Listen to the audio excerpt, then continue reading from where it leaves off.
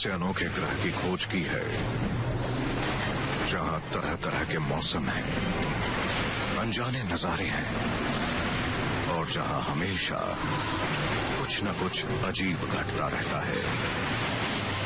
ये ब्रह्मांड का सबसे अद्भुत ग्रह है और ये ग्रह है हमारी धरती। हमने इसके रहस्यों को समझना बस शुरू ही किया है।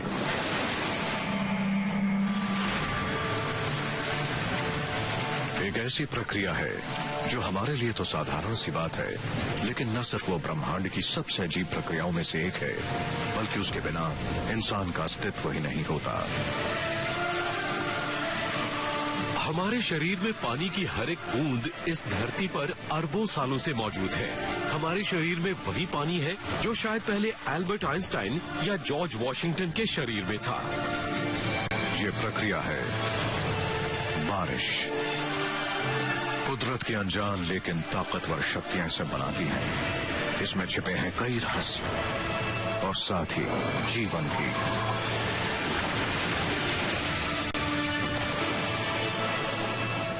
बरसात के इन्हीं रहस्यों पर से पर्दा उठेगा आज सीक्रेट्स ऑफ द अर्थ पर।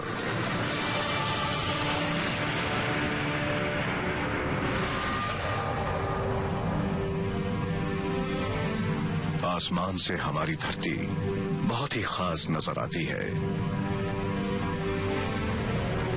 सौर मंडल में हमारी धरती सबसे अद्भुत है क्योंकि इस पर विशाल समंदर है और यहाँ के आसमान से पानी बरसता है। जब आप अंतरिक्ष से पृथ्वी की ओर देखते हैं तो दो चीजें तुरंत नजर आती हैं, सफेद बादल और नीला समंदर। कनाडा का वैंकूवर आइलैंड उत्तरी अमेरिकी महाद्वीप की सबसे गीली जगह है। यहाँ हर साल औसतन 650 सेंटीमीटर बारिश होती है। समंदर, बादल और साथ ही मेरे आसपास मौजूद काई पर लगा पानी, ये सब वाटर साइकिल का हिस्सा है। वही साइकिल जिसकी वजह से इस धरती पर जीवन है।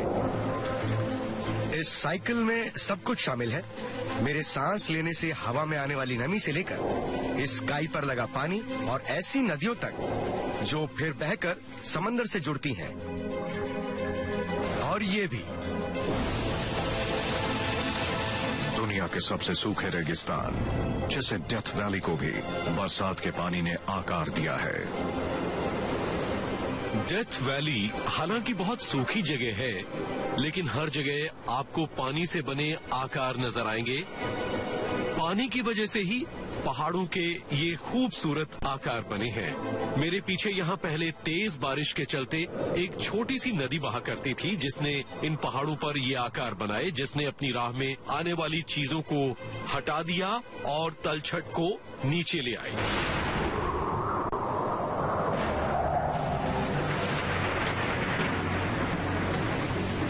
बारिश दिखने में आसान है, लेकिन बहुत कम लोग ये जानते हैं कि बारिश होती कैसे है। कैसे किसी अंतरिक्ष से आई चीजें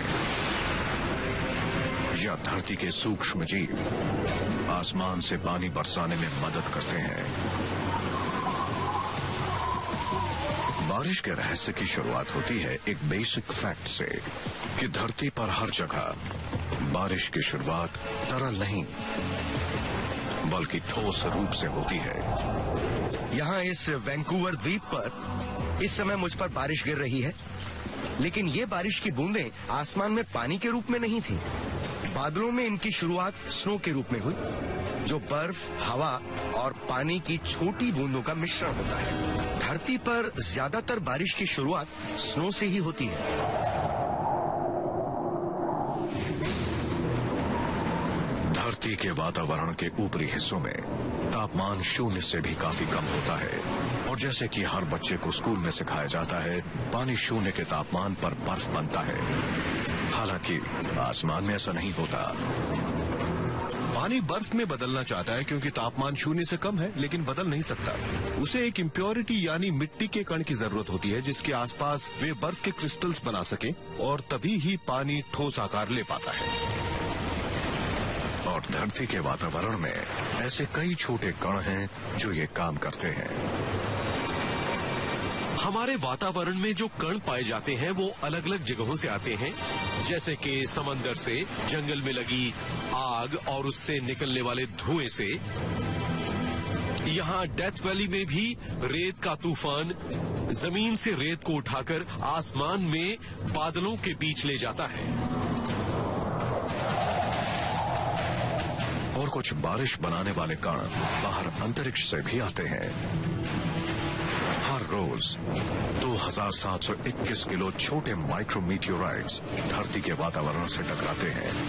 यकीन मानना मुश्किल है, मगर अनुमान है कि हमारी धरती हर साल लगभग 10,000 टन से भारी होती है, क्योंकि हमारी धरती छोटे माइक्रोमीटियोराइट्स के बादलों से गुजरती है। वो बहुत छोटे होते हैं। माइक्रोमीटियोराइट इंसान के बाल की चौड़ाई से भी कम होते हैं, इसलिए जब वो धरती पर गिरते हैं तो उन्हें बहुत कम फ्रिक्शन का सामना करना पड़ता है और वातावरण में आने पर वो जलते नहीं हैं, जैसा कि बड़े मीटियोराइट के साथ होता है। ये माइक्रोमीटियोराइट, जो एक समय किसी बड़े कॉमेट का हिस्सा था, वातावरण से टकराता है। उसकी रफ्तार धीमी हो जाती है और आखिरकार छोटी छोटी बूंदों के बादलों में चला जाता है। बादलों में पानी की बूंदें क्रिस्टलाइज होना चाहती हैं, लेकिन हो नहीं सकती, क्योंकि उन्हें किसी कण की जरूरत है, जैसे कि अंतरिक्ष से आया ये कण। अंतरिक्ष से आए इस कण के बादलों में जाते ही पानी की बूंदें इस कण के आसपास क्रिस्टलाइज हो जाती हैं। ऐसा दिन में अरबों बार होता है और इसका प्रमाण धरती पर हर जगह है। बारिश के पानी में आप खुद माइक्रोमीटियोराइट्स देख सकते हैं। ऐसा करने के लिए सबसे पहले बारिश के पानी को इकट्ठा कर लें और फिर एक चुंबक ले लें। उसके बाद इस चुंबक को पानी में 2 मिनट के लिए घुमाएं ताकि सभी कण इससे चिपक जाएं।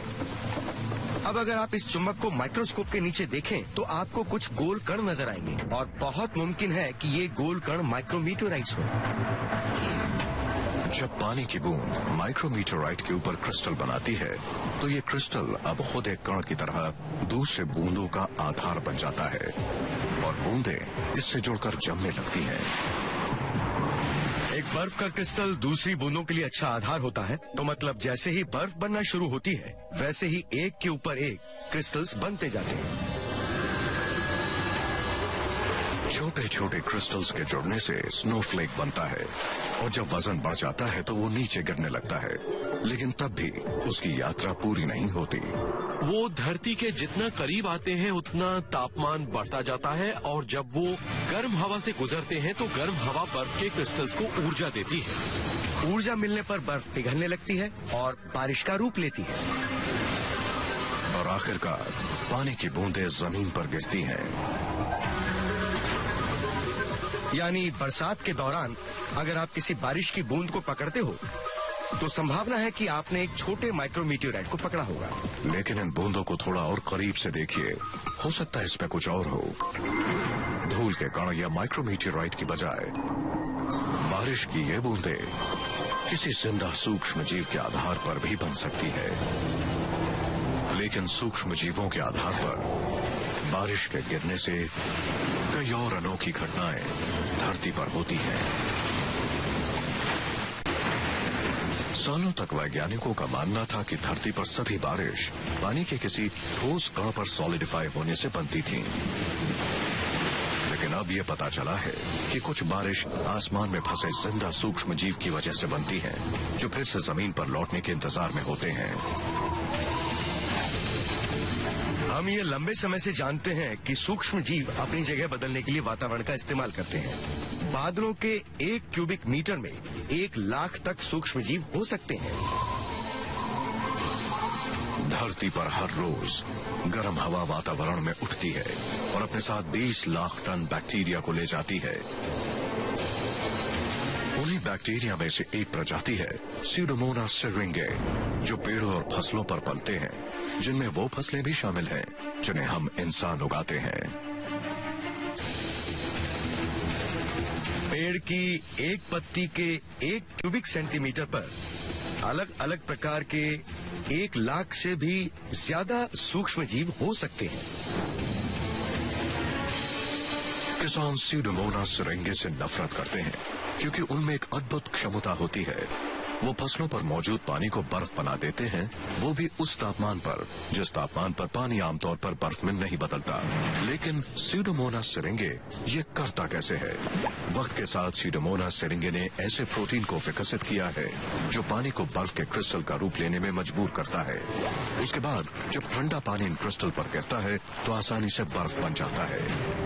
यहाँ दक्षिणी लुइजियाना में आमतौर पर बर्फबारी नहीं होती है, लेकिन जब होती है तो पूरी की पूरी फसल बर्बाद हो जाती है। अब जैसे कि ये गन्ने का खेत 1 घंटे के अंदर पूरी तरह बर्बाद हो सकता है। सूडोमोनास सिरिंगे और बाकी बर्फ बनाने की क्षमता रखने वाले बैक्टीरिया जो फसलों के ऊपर उगते हैं, बर्फबारी के दौरान इन फसलों को सबसे ज्यादा नुकसान पहुंचाते हैं। हम यहाँ प्रयोगशाला में आपको दिखाएंगे कि किस तरह सूडोमोनास सिरिंगे काम करता है। यहाँ तरल पानी है जिसे हमने -6 डिग्री तक ठंडा किया है। गौर करिए, पानी अभी तक बर्फ नहीं बना है। अब मैं इसमें सूडोमोनास सिरिंगे के कल्चर को डाल रहा हूँ।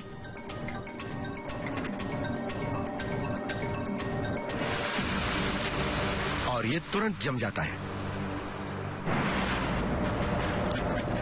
पानी को बर्फ में बदलने की रहस्यमय क्षमता सिर्फ पेड़ों पर बर्फ बनाने के काम नहीं आती। जब सिरिंगे बादलों में जाते हैं तो ठंडे पानी की बूंदों के संपर्क में आने पर वो पानी को बर्फ में बदलने पर मजबूर करते हैं।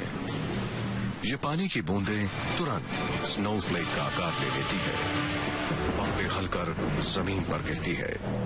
इस तरह ये सूक्ष्म जीव दोबारा धरती पर लौट आते हैं। वो बादलों को बरसने पर मजबूर करते हैं और पानी की बूंदों के साथ धरती पर दोबारा लौट आते हैं।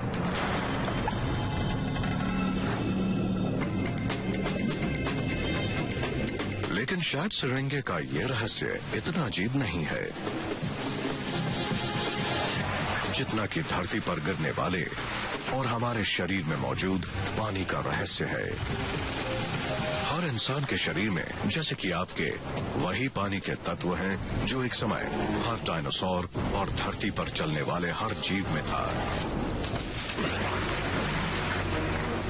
क्योंकि इंसान के शरीर में ज्यादातर पानी होता है, इसीलिए इंसान भी इस वर्षा चक्र का अहम हिस्सा है। इंसानों का शरीर 60% पानी का बना है, इंसानों का दिमाग 70% पानी का बना है और फेफड़ों में 90% पानी होता है। और यही पानी लगातार रिसाइकिल हो रहा है तब से जब से पहली बार धरती पर बरसात हुई, जिसके बाद डायनासोर का दौर आया और फिर मानव जाति का निर्माण हुआ। इस पूरे इतिहास के दौरान पानी वही था जो आज है। जो भी पानी इस समय हमारे शरीर में है वो इस धरती पर अरबों सालों से है और शायद किसी के शरीर में वही पानी है जो पहले एल्बर्ट आइंस्टाइन या फिर जॉर्ज वॉशिंगटन के शरीर में था।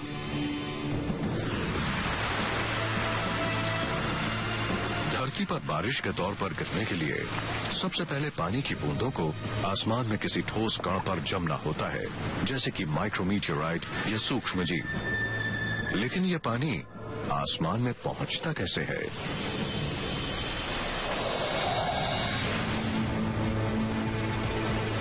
सूरज की किरणें हमारी धरती को गर्म करती है। घर, लॉन, रास्ते और बिल्डिंग की सतह से पानी धीरे धीरे गर्म होता है और भाप बनकर आसमान में ऊपर उठता है। धरती पर पानी के कण सूरज की गर्मी को सोखते हैं। इस ऊर्जा के मिलने से पानी के कण एक दूसरे से दूर जाने लगते हैं और लिक्विड पानी भाप में बदलता है। कुछ ही सेकंड में पानी के कण धरती से उठकर आसमान की ओर बढ़ने लगते हैं। जब पानी के कण गर्म होते हैं तो वो अस्थिर होकर हल्के हो जाते हैं। तब वो गैस वाले गुब्बारे की तरह वातावरण में ऊपर उठते हैं और अपने साथ नमी ले जाते हैं।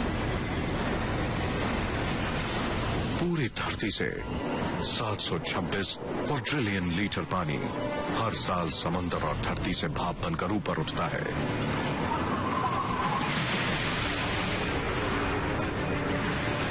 भाप के ये कण औसतन 10 दिनों तक वातावरण में रहते हैं। इन 10 दिनों में पानी के कण हजारों किलोमीटर की यात्रा तय करते हैं। हर समय आसमान में लाखों करोड़ों लीटर पानी होता है। अगर ये पानी एक साथ हमारी धरती पर गिरे तो समंदर और जमीन को 1 इंच पानी से ढक सकता है।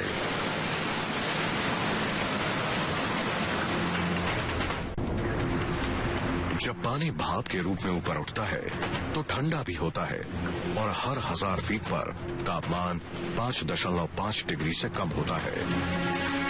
ठंडा होने के साथ साथ भाप घनी होती है, पानी के कण धीमे हो जाते हैं और फिर एक पल आता है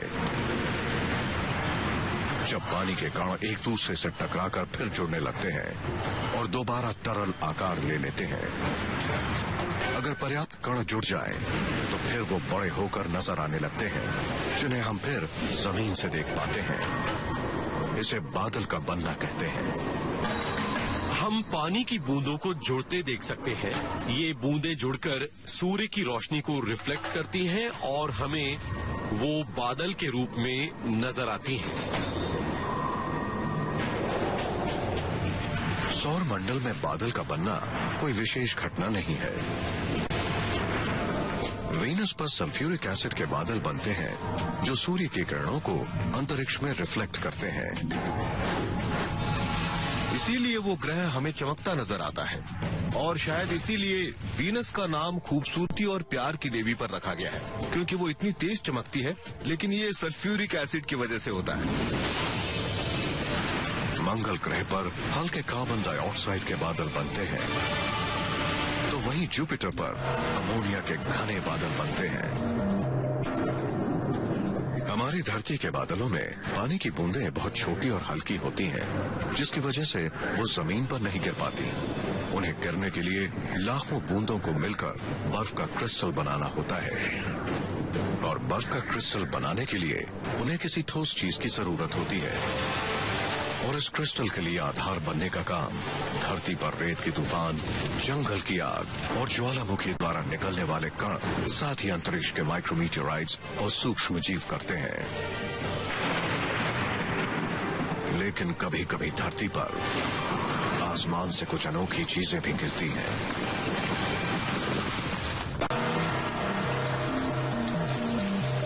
धरती पर पानी की बारिश इस सौर मंडल की सबसे अनूठी घटना है। लेकिन हमारे ब्रह्मांड में कई अजीब और गरीब बरसातें होती हैं। वीनस पर सल्फ्यूरिक एसिड की बरसात होती है। हमारे मुताबिक टाइटन यानी सैटर्न के चंद्र पर एक तरह की ईथेन, जो कुछ हद तक मेथेन जैसी है, उसकी बारिश होती है। हमारी धरती पर भी कुछ अजीब और गरीब किस्म की बरसात होती है। इतिहास में कई बार लोगों ने आसमान से मेंढक, छिपकली या मछली के गिरने की बात कही है। आप माने या ना माने, पर ये मेंढक और मछलियों के गिरने की कहानियां सच हैं। 20वीं सदी में इन कहानियों पर 600 खबरें लिखी गईं, जिसमें शामिल है 1906 की ऑस्ट्रेलिया की घटना और 1952 की फ्लोरिडा की घटना, जहां आसमान से मछलियां बरसी थी। 1969 में इंग्लैंड के बकिंगहैमशायर में आसमान से मेंढक गिरे थे और 2003 में कनेक्टिकट में छोटे मेंढक के अंडों की बर्लिन शहर पर बरसने की रिपोर्ट आई थी।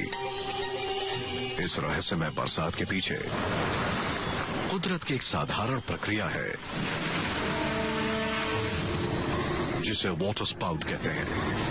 पानी के ऊपर टॉर्नेडो, जिसे वाटर स्पाउट कहते हैं, 321 किलोमीटर प्रति घंटे की रफ्तार से घूमते हैं। इस रफ्तार पर सतह के करीब मौजूद सभी चीजें इस बवंडर में चली जाती हैं। इस बवंडर में कई समुद्री जीव खींच लिए जाते हैं, जो फिर बरसात के साथ इंसानों पर गिरते हैं। बवंडर के बंद होने के बावजूद भी हवाएं इतनी तेज होती हैं कि समुद्र के जीव 160 किलोमीटर तक आगे बढ़ जाते हैं। आखिरकार हवाएं शांत होती हैं और धरती की सबसे अनूठी बारिश जमीन पर गिरती है।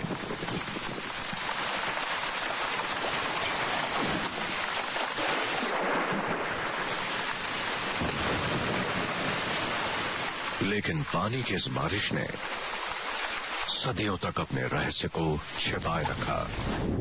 अब जाकर हम इंसान समझ पाए कि आसमान से बरसने वाला पानी किस तरह ठोस, तरल और भाप बनता है। ये एक ऐसी घटना है जो शायद सौरमंडल में सिर्फ धरती पर होती है। हमने ये भी जाना कि किस तरह बरसात सिर्फ तापमान या दबाव से नहीं, बल्कि ज्वालामुखी, जंगल की आग, रेतीले तूफान, अंतरिक्ष के कण और कुछ अदृश्य सूक्ष्म जीवियों पर भी आधारित है। और सबसे जरूरी, किस तरह पानी की बरसात ने इस धरती को सौरमंडल के एक आम ग्रह से खास ग्रह बना दिया।